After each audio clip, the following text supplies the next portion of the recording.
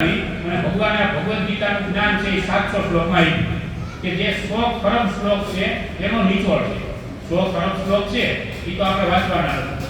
અત્યારે આપણા ગુરુ પાસે જઈ અને આપણને એમ કહે કે આ ગીતા કદાચ ભગવાને આપણને ના આપી હોય તો ગુરુ શું કહે કે ભાઈ તમારે જો ધર્મને સમજવો હોય તો તમારા 100 ખરબ શ્લોક વાંચી લેવાય. એટલું કહેતા જ આપણે હાર્ટ એટેક આવી જાય. આપણે કોઈ વાંચીએ નહીં. તો ભગવાને આપણા માટે કૃપા કરી કે ભાઈ આ 700 શ્લોક છે એને જો તમે સારી રીતે સમજી લેશો તો તમે આપણું જે કંઈ વૈદિક સાહિત્ય છે એના સારને તમે જાણી જશો અને એટલું જાણી જશો કે આ મનુષ્ય જીવન આપણને પ્રાપ્ત શા માટે થયું છે. કારણ કે મનુષ્ય જીવન છે એને 84 લાખ યોની, આપણે 84 લાખ યોનીમાં બધાય માતાજી બધા જાણે છે કે ભાઈ 84 લાખ યોની વિશેમાં આપણે બહુ ગાયું છે, બહુ 84 ના પહેલા નહીં પડે. પણ એ 84 લાખ યોની છે એની અંદર શ્રેષ્ઠ યોની છે એ મનુષ્ય યોની છે આપણે. અને મનુષ્યને શ્રેષ્ઠ શા માટે કીધા? કારણ કે આપણામાં કઈ એવી વિશેષતા હોય તો એ આપણામાં વિશેષતા એક એવી છે કે જે વિશેષતાને કારણે આપણે શ્રેષ્ઠ કીધા છે. અને આ શ્રેષ્ઠ મનુષ્ય યોની છે એ ભગવાનની ભક્તિ કરી, ભજન કરી અને અંત સમય મારા પાસે આવી શકે. જો ગીતાની અંદર ભગવાન છે એને આપણને બધું વ્યવહારિક જ્ઞાન આપ્યું. કેવું વ્યવહારિક? કે જે આપણે કરી શકીએ. ભગવાન કોઈ હાર્ડ જ્ઞાન આપ્યું નથી. તો ભગવાને અર્જુનના માધ્યમ રાખી અને આ ગીતાનો આપણે ઉપદેશ આપ્યો છે. હવે અર્જુનના માધ્યમ શા માટે બનાવ્યો ભગવાને? કારણ કે અર્જુન છે એ તો ભગવાનનો નિત્ય પાર્ષદ છે, એની પાસે બધું જ્ઞાન હતું તો એ કાંઈ વિચલિત થાય એમ નહોતું. પણ અર્જુન છે એ અને ભગવાન ઉત્તમ રથમાં બેસી અને જ્યારે કુરુક્ષેત્રના મેદાનમાં જાય છે, બધા અવાજ ઓકે આવે છે, ઓકે સંભળાય છે, અથવા સ્લો બોલો કે કારણ કે સાંભળવું મેન છે એ બારોબાર તો ભગવાને અર્જુનને માધ્યમ બનાવ્યો અને ભગવદ ગીતાનું જ્ઞાન આપણને આપ્યું છે.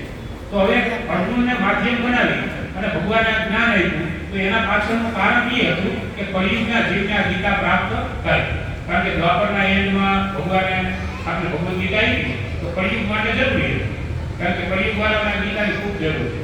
એટલે ઘણા લોકો એમ કહે કે ભાઈ ગીતા છે એ તો ભગવાન અર્જુનને કીધી અને અર્જુનની કંઈક સ્થિતિ એવી હતી અને ભગવાન એના ભેરા હતા. એટલે ભગવાન કાલે ગીતા કહો એટલે યુદ્ધ કરવા માંડે. આપણે કેવું માનીએ છીએ એટલે એ ગીતાને આપણે શું લેવા દેવા?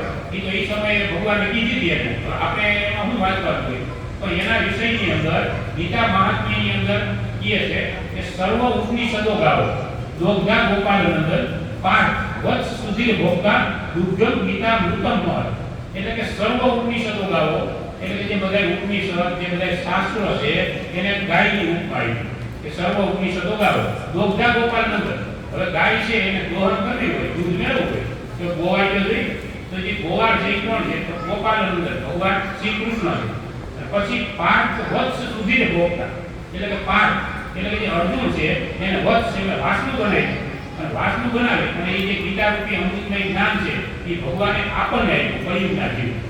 જો આપણે બધા ગામડાના જઈ અને ઓમે અહીંયા આપણે મોરબીમાં રહીએ છીએ તો આપણે ગૌશાળા ગમે ત્યારે જતા હોઈએ તો આપણે જોઈએ છીએ કે કોઈ ગાય છે તો એની પાસે સાંજનો સમય થાય એને દોહન કરવાનું.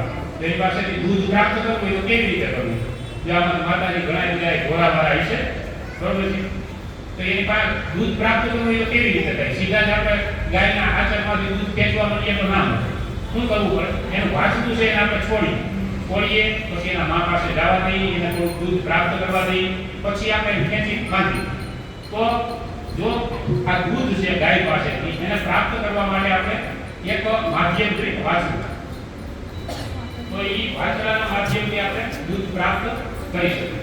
તો એવી જ રીતે આ ગીતા રૂપી અમૃતમય જે દૂધ છે એ ભગવાનને આપણને આપવું જોઈએ. એટલે ભગવાને શું કહ્યું? અર્જુનને માધ્યમ બનાવ્યું.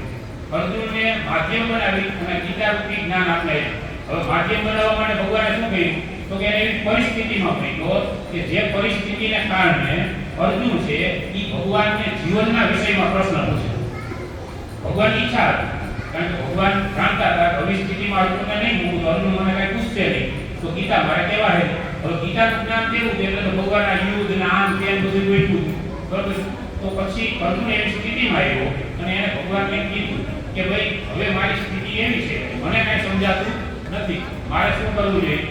જો ગીતાના પહેલા અધ્યાયની અંદર આપણે પીચી છે એટલે આપણે બધાને ખબર છે કે પહેલો ગીતાનો જે અધ્યાય છે એની અંદર ભગવાન છે ઈ કાંઈ બોલતા નથી.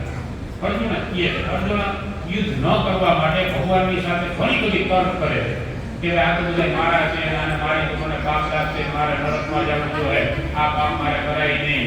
બીજું આ બધાને મારવાથી કે જે મોટા મોટા વડીલો છે એ બધા મરી જાય અને પછી જે વાહન પ્રજા વધશે એને શિક્ષણ કોણ આપશે, જ્ઞાન કોણ આપશે, એટલે આપણો કુળ ધર્મ છે એ નાશ થઈ જાય. બરોબર, સ્ત્રીઓ છે એ દૂષિત થાય. બરોબર, સ્ત્રી સુવાસના સુદૃષ્ટિ બરોબર કે સ્ત્રીઓ દૂષિત થાય અને એના કારણે આપણી પરંપરા ભાંગી જશે. જેવી રીતે આપણે અહીંયા પરંપરા છે કે ભાઈ પિતૃ પાછળ આવી રીતે કાર્ય કરવું, આ કરવું, પેલું કરવું, તો એ પરંપરા આપણે કેને શીખવાય? આપણા વૃદ્ધ છે એને શીખવાય. એ પ્રમાણે આપણે પણ એક જ આવે વૃદ્ધ બધાય વયા જાય તો પછી આપણે આવતી જનરેશનને કોણ શીખવાડે કે ભાઈ આ પાણી રેડવું જોઈએ, બહારનું કરવું જોઈએ? બરોબર, કઈ તો એ આ પરંપરા નથી. પછી ઘણી બધી તર્ક છે એ અર્જુને ભગવાન શાંતિ છે તો ભગવાન એને કઈ ઉત્તર આપ્યો નહીં. કારણ કે ભગવાનને ખબર હતી કે અર્જુન જે તર્ક કરે છે એ કેવી કરે છે તો કે સામે મારા છે અને મારાને મારવાથી મને પાપ લાગશે.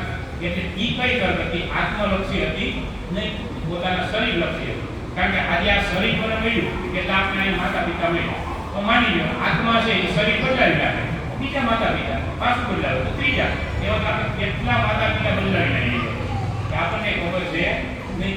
આપણે ઘણી વખત શમશાનમાં જઈએ ને તો શમશાનની અંદર એક સૂત્ર લખ્યું એ બહુ સરસ લખ્યું, જેને લખ્યું એને એ ગીતા વાંચી. આવો અહીંયા તમારું સ્વાગત છે, તમે પ્રથમ વખત નથી. અહીં આપણે મનાવી લઈને જઈએ કે ઘણા શમશાનમાં હોય પધારો, તમારું અહીં સ્વાગત છે, તમે અહીં પ્રથમ વખત નથી.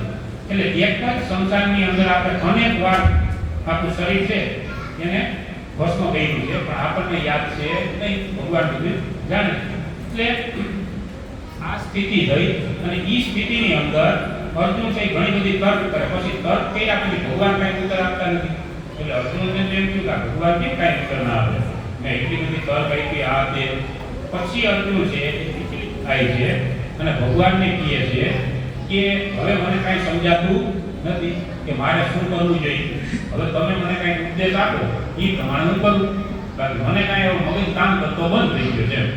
જો ગીતાના બીજા અધ્યાયના 7 નંબરના શ્લોકમાં અર્જુન છે એ ભગવાનની શરણાગતિ સ્વીકારે છે. શું કહે છે કે કાર્પણ્ય દોષો ઉપહત સ્વભાવ પૂછામી તો ધર્મ સમુદ્ધેતા યત શ્રેષ્યા નિશ્ચિતમ ગૃહિતને શિષ્યસ્તેહમ સાધીમાં ત્વમ પ્રપન્નમે. કે કાર્પણ્ય દોષને કારણે હું મારી બુદ્ધિ છે એ કાર્ય કરતી નથી એટલે હું વિચલિત થઈ ગયો છું અને આ દોષને કારણે હું વિચલિત થયો છું. એના કારણે મને હવે એ કામ કરતું નથી, મારે શું કરવું?